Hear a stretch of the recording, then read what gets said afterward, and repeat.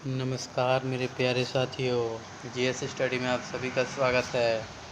चलिए आज का हम प्राचीन इतिहास में क्लास थर्ड शुरू करते हैं। क्लास 2 पढ़ लिए हैं, क्लास थर्ड पढ़ेंगे। क्लास थर्ड में आज हम जानेंगे प्राचीन धार्मिक आंदोलन। प्राचीन धार्मिक आंदोलन क्या होते हैं उसके बारे में आज हम जानेंगे। शुरू करने से पहले आज आपको बता दें कि यह चैनल फ्री में आपको जीके जीएस का नोट्स अवेलेबल कराएगा। पूरा सिलेबस, पूरा जीएस का जितना भी सिलेबस है एसएससी का, पूरा आपको ख़त्म कराया जाएगा यहीं से। अगर आप एसएससी का सिलेबस पढ़ लेंगे जीएस का, तो आप UPSI, UP police, RRB, NTPC, railway, कोई भी जॉब की तैयारी कर रहे हो यहीं से फंसेगा। ठीक है, तो चलिए शुरू करते हैं। धार्मिक आंदोलन के कारण क्या थे? प्राचीन धार्मिक आंदोलन जब था उस समय धार्मिक आंदोलन हो रहे थे, तो उसका मेन कारण क्या था? यही था कि उत्तर वैदिक काल में वर्ण व्यवस्था का जटिल हो जाना। अब वर्ण व्यवस्था कर्म के आधार पर नहीं बल्कि जन्म के आधार पर हो गई थी। ठीक है, हाँ, अब आइए आगे बढ़ते हैं। धार्मिक जीवन आडंबरपूर्ण यज्ञ एवं बलि प्रधान बन चुका था और उत्तर पूर्वी भारत में कृषि व्यवस्था का विकास भी आर्थिक आंदोलन की शुरुआत का एक मुख्य कारण था। ठीक है, अब आइए जानते हैं जैन धर्म के बारे में। जैन धर्म, इसकी स्थापना जैन धर्म की स्थापना का श्रेय जैनियों के प्रथम तीर्थकर ऋषभदेव को जाता है। जैन धर्म के प्रथम तीर्थकर कौन थे? ऋषभदेव। ठीक है, जैन धर्म को संगठित करने एवं विकसित करने का श्रेय वर्धमान महावीर को दिया जाता है। जैन धर्म के प्रथम तीर्थकर ऋषभदेव या आदिनाथ थे। जैन धर्म के तीर्थकर एवं प्रतीक चिन्ह। तीर्थकर थे आदिनाथ जो कि ऋषभदेव थे। ऋषंग, सांड, बैल इनकी यह प्रतीक चिन्ह है। अजितनाथ इनका हाथी है। संभवनाथ इनका घोड़ा है। मल्लिनाथ कलश है। नोमनीनाथ नीलकमल है। पार्श्वनाथ सांप है। सर्प महावीर स्वामी का सिंह है। ठीक है, अब आइए आगे बढ़ते हैं। आदिनाथ ऋषभदेव, इनके बारे में जानते हैं कुछ। ऋषभदेव का उल्लेख ऋग्वेद, यजुर्वेद, अथर्ववेद, श्रीमद् भगवत गीता, विष्णु पुराण एवं भागवत पुराण में हुआ है। ऋषभदेव का जन्म अयोध्या में हुआ था एवं इनकी मृत्यु 28वें पर्वत अर्थात कैलाश पर्वत पर हुई थी। ऋषभदेव का प्रतीक चिन्ह सांड है। जान गए। अब आइए पार्श्वनाथ के बारे में जानते हैं। इनका जन्म वाराणसी में हुआ था। इनके पिता वाराणसी के राजा अश्वसेन थे और माता वामा देवी थी। पत्नी प्रभावती थी और इनकी ज्ञान प्राप्ति समवेत पर्वत पर हुई थी और शरीर का त्याग इन्होंने पार्श्वनाथ पहाड़ी पर किया था और पार्श्वनाथ के अनुयायी निगर्त कहलाते थे। अब आइए महावीर स्वामी के बारे में जानते हैं। यह जैन धर्म के 24वें तीर्थंकर थे एवं जैन धर्म के वास्तविक संस्थापक थे। जैन धर्म 540 ईस्वी पूर्व में आया था और जन्म स्थल इनका कुंडग्राम में हुआ था। इनका जन्म 540 ईस्वी में हुआ था महावीर स्वामी का, और इनके पिता सिद्धार्थ थे। इनके वज्जी संघ के ज्ञाति कुल में हुआ था। माता त्रिशला थी। पत्नी यशोदा थी जो कि पुत्री प्रियदर्शना और अनुजा के नाम से भी विख्यात हैं। दामाद इनके जमाली था। प्रथम शिष्य एवं प्रथम विरोधी भी था। यही बचपन का नाम था वर्धमान महावीर और इनके ज्ञान प्राप्ति का स्थल है जिजबी गांव और रिजुपालिक नदी के तट पर साल के वृक्ष के नीचे इनका हुआ था। इन्होंने प्रथम उपदेश अपना राजगृह में दिया था और निर्वाण अपना पावापुरी यानी राजगृह में मलगढ़ राज्य के प्रधान के संतलाप्ति के यहाँ 468 ईस्वी पूर्व में हुआ था। अब आइए जैन धर्म के पंच महावृत कौन कौन थे? पंच महावृत हैं, 5 हैं। अहिंसा, सत्य, अपरिग्रह, असत्य, ब्रह्मचर्य। ब्रह्मचर्य यानी स्त्री से संपर्क ना बनाना। असत्य यानी चोरी ना करना। अपरिग्रह माने संपत्ति एकत्रित ना करना। सत्य यानी सदा सत्य बोलना। अहिंसा यानी जीव की हिंसा ना करना। अब आइए जैन धर्म में 3 त्रिरत्न थे। कौन कौन है वो त्रिरत्न? सम्यक ज्ञान, सम्यक दर्शन, सम्यक चरित्र। सम्यक चरित्र में इंद्रियों एवं कर्मों पर पूर्ण नियंत्रण होता था। सम्यक दर्शन में जैन तीर्थंकर तथा उनके उपदेशों में दृढ़ आस्था तथा श्रद्धा रखना, सत्य में विश्वास था। अब यह जैन धर्म की मान्यता क्या है? जैन धर्म में अहिंसा पर विशेष बल दिया गया है। जैन धर्म में कृषि एवं युद्ध में भाग लेने पर प्रतिबंध लगाया गया है। अब आइए जानते हैं जैन धर्म की मान्यताएं क्या थी। जैन धर्म की मान्यताएं थी अहिंसा। अहिंसा नहीं होना चाहिए भाई। जैन धर्म में कृषि एवं युद्ध में भाग लेने पर प्रतिबंध लगाया गया था और जैन धर्म में पुनर्जन्म एवं कर्मवाद पर विश्वास करता था उस समय जैन धर्म के अनुसार कर्मफल ही जन्म तथा मृत्यु का कारण है। जैन धर्म संसार की वास्तविकता को स्वीकार करता है और जैन धर्म में देवताओं के अस्तित्व को स्वीकार किया गया है, परंतु उनका स्थान जीन से नीचे रखा गया है।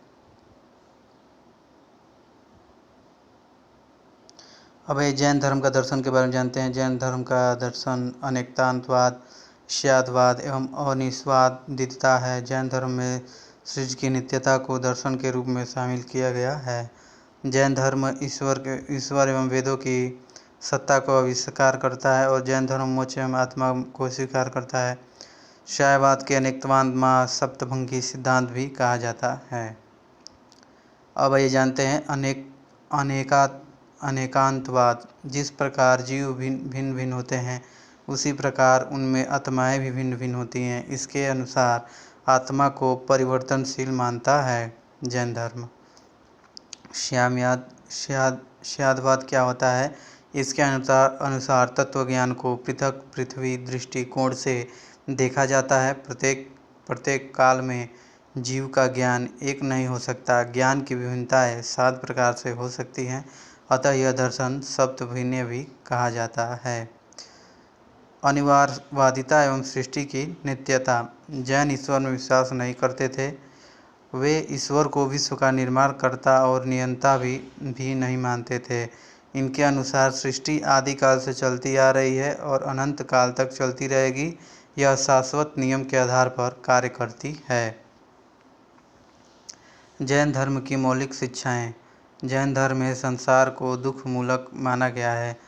देखिए, कोई भी चीज़, जो चीज़ भी धरती पर बना है उसे कोई ना कोई बनाने वाला है, तभी वह बना है। बिना कोई भी चीज़ बनाए उत्पन्न नहीं होती है। कोई भी चीज़ अगर आपको दिख रही है उसका कोई ना कोई सृजन करता तो ज़रूर है, मेरा मानना यह है। और बाकी वे धर्म कुछ भी कहें, लेकिन मेरा यही मानना है, जो चीज़ भी हमें दिख रही है उसके सृजन करता कोई ना कोई है। अब कौन है, अब आप जानिए। भाई छोड़िए उन बातों को, आगे बढ़ते हैं। जैन धर्म की मौलिक शिक्षाएं थी। जैन धर्म में संसार को दुख मूलक माना गया है। व्यक्ति को सांसारिक जीवन की तृष्णाएं घेरे रहती है, यही दुख का मूल कारण है। संसार त्याग तथा संन्यास मार्ग ही व्यक्ति को सच्चे मार्ग पर ले जा सकती है। संसार के सभी प्राणी अपने अपने संचित कर्मों के अनुसार ही कर्मफल भोगते हैं। कर्म से छुटकारा पाकर ही व्यक्ति निर्वाण की ओर अग्रसर होता है। पुद्गल क्या होता है? जैन धर्म के अनुसार प्रत्येक जीव में विधानमान आत्मा स्वाभाविक रूप से सर्वशक्तिमान एवं सर्वज्ञाता होती है, किंतु पुद्गल के कारण यह बंधन में पड़ जाती है। पुद्गल एक कर्म पदार्थ है, यही है, और यह रंग लेस्य यानी कहा जाता है। लेस्य 6 रंगों का होता है: काला, नीला, धूसर, पीला, लाल, सफ़ेद। बुरे चरित्र का सूचक है काला, नीला, धूसर, और पीला, लाल, सफ़ेद अच्छे चरित्र का सूचक है। पुद्गल से मुक्ति पाने के लिए त्रिरत्न यानी सम्यक ज्ञान, सम्यक दर्शन एवं सम्यक चरित्र का अनुशीलन अनिवार्य है। जब कर्म पुद्गल को से समाप्त हो जाता है तब यह मोक्ष की प्राप्ति होती है। जैन संघ। महावीर स्वामी ने पावापुरी में जैन संघ की स्थापना की। संघ के अध्यक्ष क्रमानुसार महावीर स्वामी, सुधर्मन, स्वामी स्वामी, अंतिम केवलिन थे। संघ की संरचना तीर्थकर और अवतार पुरुष थे। अहर्त के जो निर्माण से बहुत करीब थे। आचार्य जैन सन्यासी समूह के प्रधान थे। उपाध्यक्ष जैन धर्म के अध्यापक यानी संत थे। ऐसे ही देख ली। निष्क्रमण। जैन संघ में प्रवेश करने के लिए एक विधित संस्कार है, चंदनाचेलना। श्वेतांबर एवं दिगंबर में अंतर क्या है, ये आप समझिए। श्वेतांबर किसे कहते हैं? मोक्ष प्राप्ति के लिए वस्त्र त्याग आवश्यक नहीं है। स्त्रियां मोक्ष की अधिकारी हैं। कैवल्य के बाद भी भोजन की आवश्यकता। श्वेतांबर मतानुसार महावीर स्वामी विवाहित थे। 19वीं तीर्थकर मल्लिनाथी स्त्री थी। अंग उपांग प्रकीर्णन, छेद सूत्र, मूल सूत्र आदि को मानते थे। इसके प्रमुख स्थूल भद्र थे। दिगंबर कौन है? दिगंबर। मोक्ष के लिए वस्त्र त्याग आवश्यक था। स्त्रियों को निर्वाण संभव नहीं है, निवाड़ संभव नहीं है। कैवल्य के बाद भोजन की आवश्यकता नहीं है। दिगंबर मतानुसार महावीर स्वामी अविवाहित थे। 19वें तीर्थंकर मल्लिनाथ पुरुष थे। दोनों में श्वेतांबर और दिगंबर 19वें तीर्थंकर मल्लिनाथ पुरुष ही थे। दिगंबर इन साहित्यों में विश्वास नहीं रखते थे। इनके प्रमुख भद्रबाहु थे। श्वेतांबर एवं दिगंबर संप्रदाय के उपसंप्रदाय। श्वेतांबर और दिगंबर। श्वेतांबर पुजेरा, मूर्ति पूजक, डेरावासी, मंदिर मार्गी, टूडिया स्थानवासी, साधु मार्गी, थेरापंथी यही थे। दिगंबर यानी विंशपंथी एवं थेरापंथी, तीर्थपंथी, गुमानपंथी, तोतापंथी। अब आइए जैन साहित्य के बारे में जानते हैं। जैन साहित्य को आगम कहा जाता है। इसमें 12 अंग है और 12 उपांग, 10 प्रकीर्ण, 6 छेद सूत्र, 4 मूल सूत्र होते हैं। इनके 4 भद्रबाहु के कल्प सूत्र को संस्कृत में लिखा गया है। ठीक है, इनके अभी सारी बातों को इसमें समझाया गया है। और ये प्रमुख और संगतीय सम्मेलन थी जो जैनों के बाद। इनसे कभी कभी क्वेश्चन आता है, लेकिन हमें क्वेश्चन जैन धर्म से उतना नहीं पूछा गया। बस एक कौन से गुरु हैं लास्टवें और 24वें, ये सब महावीर स्वामी से और सिद्धार्थ से 1-2 क्वेश्चन पूछा जाता है। हाँ, बस इससे उतना मिलते हैं, लेकिन तभी भी मैंने हर चीज़ को लिख दिया है कि अगर कोई भी पढ़ ले एक बार तो दिमाग में रहे। ठीक है, अब हम जानेंगे बौद्ध धर्म के बारे में। इस बौद्ध धर्म के संस्थापक एवं प्रवर्तक सिद्धार्थ थे, जो कि गौतम बुद्ध थे। जो भी जैन धर्म अब मैंने बताया है, इसका स्थापना कब हुआ, कौन इसके तीर्थंकर थे, कौन कौन मेन ऊपर वाला चीज़ मैंने आपको बता दिया है। और ये बाकी चीज़ें आप देख लीजिएगा, ऐसे पढ़ लेंगे तो समझ में आ जाएगा। अब आइए बौद्ध धर्म में, ये भी 2 पन्ना इसका बहुत ही महत्वपूर्ण है। इसकी स्थापना बौद्ध धर्म के संस्थापक एवं प्रवर्तक सिद्धार्थ यानी गौतम बुद्ध थे। गौतम बुद्ध का जीवन परिचय, आइए उनके बारे में जानते हैं। गौतम बुद्ध कौन थे? इनका जन्म 563 ईस्वी पूर्व में लुम्बिनी वन कपिलवस्तु में हुआ था। इनके पिता शुद्धोदन यानी सांख्य क्षत्रिय कुल कपिलवस्तु के शासक थे और इनकी माता महामाया थी। कोली वंश। पालन पोषण इनका सिद्धार्थ के जन्म के सप्ताह में ही इनकी माता महामाया की मृत्यु हो गई और इस कारण सिद्धार्थ का पालन पोषण सौतेली माता महाप्रजापति गौतमी द्वारा किया गया। इनकी पत्नी यशोधरा थी। अन्य नाम इनका था बिंबा या गोपा के नाम से। इनका पुत्र एक राहुल था, जो कि बुद्ध के जन्म के समय भविष्यवाणी कालदेव एवं कौंडिल्य नामक ब्राह्मण ने बुद्ध के जन्म के समय भविष्यवाणी की और कहा कि यह बालक चक्रवर्ती राजा अथवा सन्यासी होगा। अब 4 दृश्य जिनमें सिद्धार्थ विचलित हुए और सन्यास की ओर बढ़े। बूढ़ा व्यक्ति, बीमार व्यक्ति, मृत व्यक्ति के अर्थी, एक सन्यासी। अब आइए महाभिनिष्क्रमण। उपरोक्त 4 दृश्यों को देखकर सिद्धार्थ ने 29 वर्ष की अवस्था में गृह त्याग किया और यह बौद्ध ग्रंथों को महानिष्क्रमण कहलाया। नोट: यह गृह त्याग की घटना का उल्लेख पाली ग्रंथि महापरिनिर्वाण सूत्र में मिलता है और गृह त्याग के समय सिद्धार्थ पंथक नामक घोड़ा एवं चांचंदक नामक सारथी के साथ गए थे। सिद्धार्थ ने अनोमा नदी पर घोड़ा एवं सारथी को छोड़ा था। सिद्धार्थ से बुद्ध बनने की यात्रा, ज्ञान प्राप्ति की यात्रा के बारे में जानेंगे।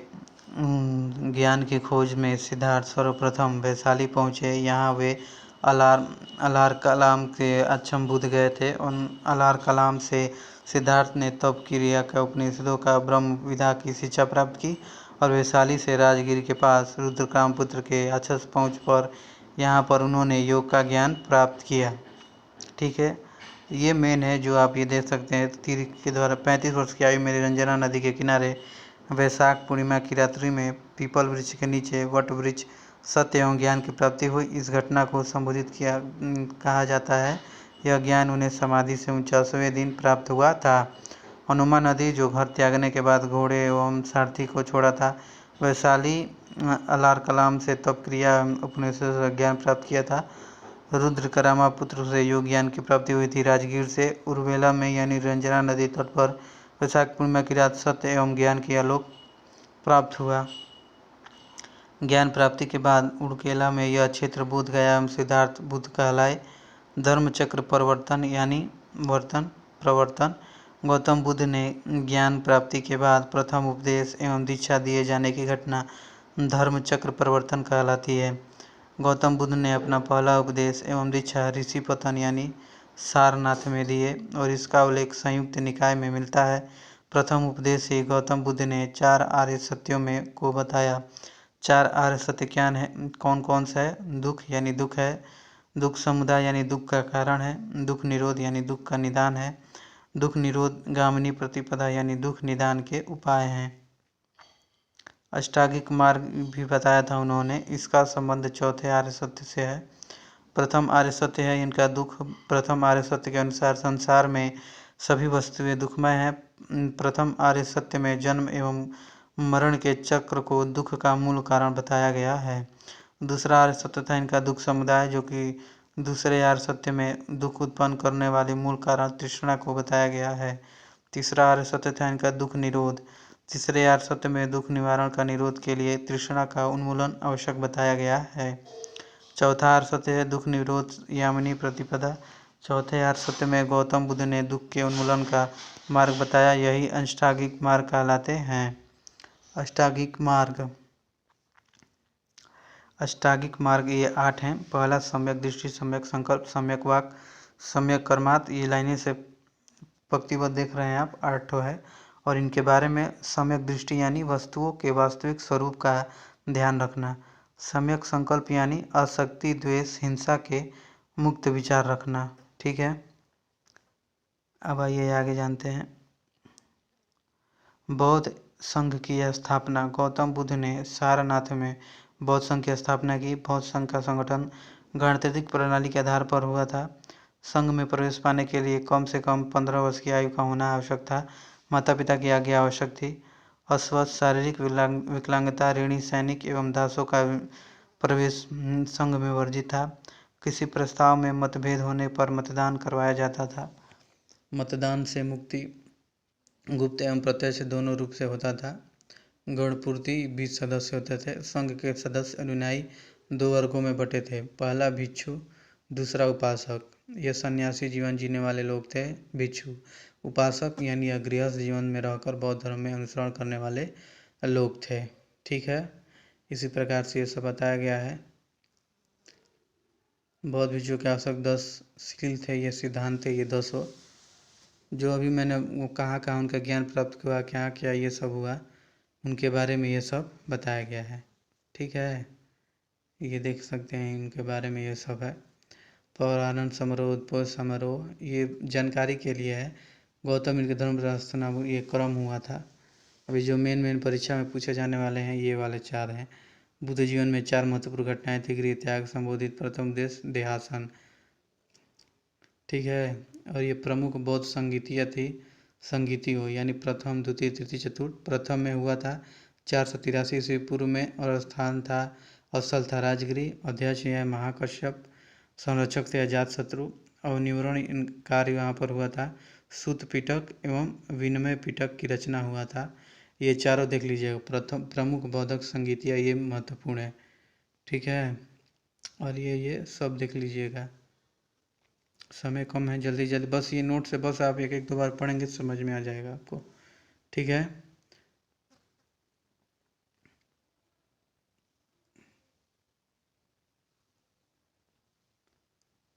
अब ये है बौद्ध धर्म का विभाजन कैसे हुआ था हिनायन और महायान में, ये सब देख लीजिएगा।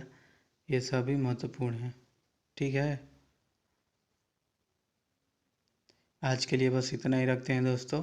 अगर ये वीडियो आपको अच्छा लगे तो प्लीज़ मेरे चैनल को सब्सक्राइब कीजिएगा और अपने दोस्तों के साथ अगर कहीं भी आपको इस समय कहीं भी समझ में ना आए तो कमेंट बॉक्स में आप अपना छोड़ सकते हैं अपना प्रश्न। ठीक है, चलिए मिलते हैं नेक्स्ट वीडियो में। कल हम जानेंगे बौद्ध साहित्य के बारे में, कल हम पढ़ेंगे।